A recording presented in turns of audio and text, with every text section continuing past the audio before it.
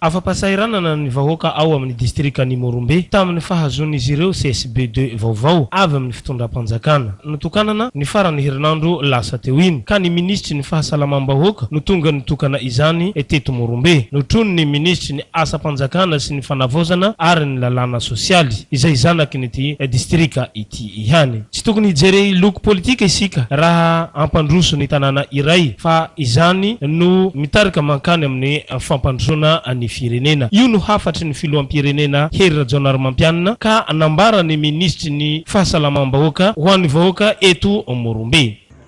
Be politician neto. Be ny olo-mpanjakana eto. Izay fahamarininy. Misy karazany roa ny mpanao politika eto klasy tovovavy. Ny politika tsy mampandroso. Ary misy ny politika mampandroso. Zavatra angatahana ianareo tompo klasy tovovavy eto amin'ity tanàna Morombe tsara tarehy ity. Teo ka mba tena politika mampandroso am'izay safiditsika tompo klasy tovovavy.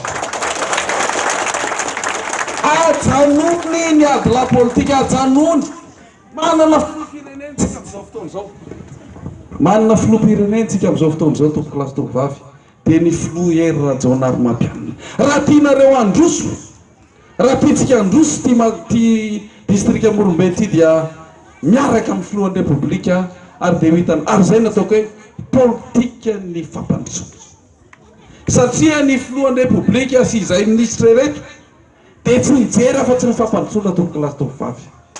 Natolotra teto ihany koa ireo fitaovana hoentin'ireo tompona ndraikitry ny fahasalamana miasa mba hanamafisana ny fahaiza-manaon'izy ireo toy ny solosaina sy ny kojakoja maro samihafa ary miampy moto miisa 3.